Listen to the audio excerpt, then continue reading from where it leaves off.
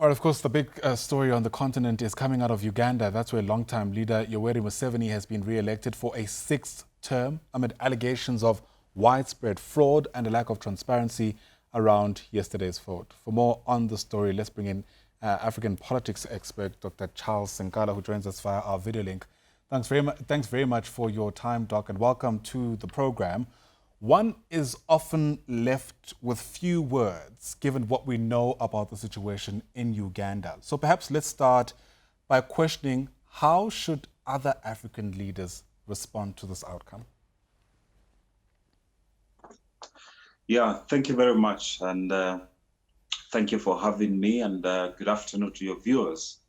It is quite shocking as we have received the results this afternoon. We thought Uganda is going to have a change of leadership, to give a chance, especially to the young ones, who are agitating, for good governance on the continent. It is only fair because President-elect Yoweri Museveni has contended his resignation for more than 4 times, where he alludes that this was his last term, but he continues from 2005 until he had to run for the elections. And I think it is quite disappointing to the people of Uganda, who wanted a change in terms of the way politics or governance is concerned. Yeah, the very real concern now is that, people might respond in ways that, I don't know, shall I say, aren't healthy for the democratic state in Uganda. How do we ensure the situation, which is already leaving a lot to be desired, according to many people, doesn't actually exacerbate into anything worse? Yeah, indeed, Diana. But, one thing we must realize that elections are won by casting a vote. I've done election observation across the continent. Like last year, we had about 19 African countries which went to the polls. But if you check like a study for Zimbabwe, many of them, the young people, the population in the Africa, especially Uganda, where we're talking about the subject of today, 75% are young people.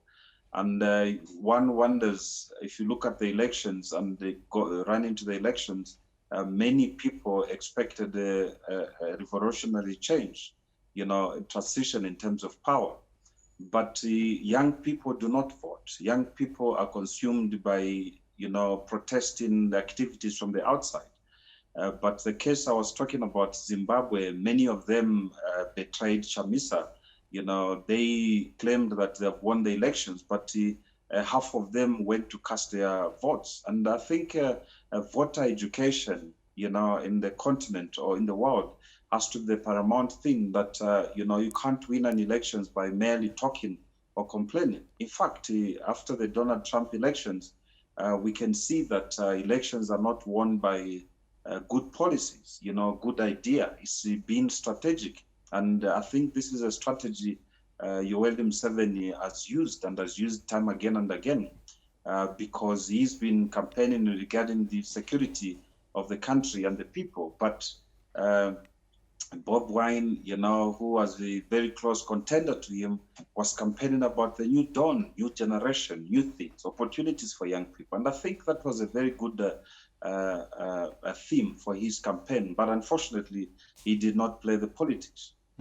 But is it just about young people not pitching up to the polls, though, Doc? A lot of people have been very quick to point out, even before the outcome was announced, that it is incredibly difficult to speak about democracy within a dysfunctional system.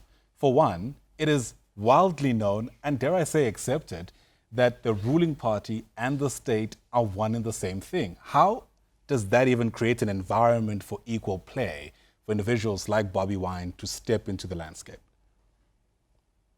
Yes, it reminds me of my country, Zambia. In 1991, President Kaunda lost his first democratic elections. He had all his machinery. As well, the ruling party, which was there for a very long time, in 2011 lost the elections after rigging or pretending to be rigging for a very long time. And this is nothing different from Uganda. I think we need to see more young people to cast their votes. If you do not cast your vote is not going to be counted. And I think, yes, we talk about the ruling party having an advantage over the machinery because they're in government. And it is only fair that any political party that will be in government will use that machinery. But if the people, the young people, come up in numbers, to make a change, to decide what they want to do and whom they want to vote, I don't think elections can be rigged. Yes, because of the systems that we have in the continent, and voter education is almost to zero. We do not educate the young people. We do not educate the people on the continent the importance of voting, and hence the turnaround is not as much as we expect.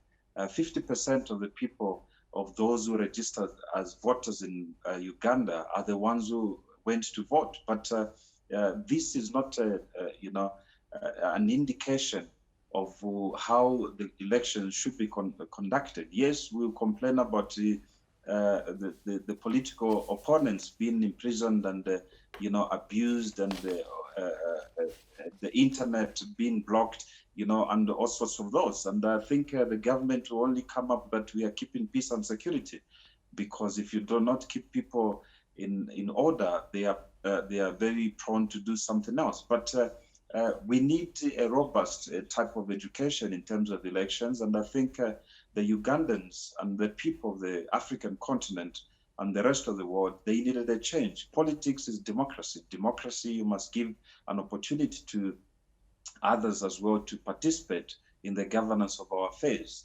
The time limit for presidential candidates on the continent, the regional blocs, and as well as the Organization of African Unity and the United Nations, has paged it to 2 terms. President Yoweri Museveni elect has been a president for 6 times. Is it true that we are short of leaders there in Uganda?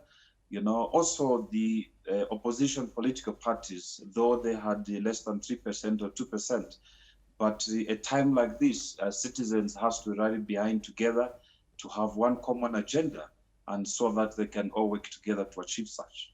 Yep, and I guess we'll all just have to sort of hope that we'll get to where Uganda needs to be. Thanks very much for your take. I imagine we'll continue unpacking this breaking news throughout the course of the afternoon. Dr. Charles Sinkala is an Africa politics expert joining us there via our video link. Thanks very much indeed.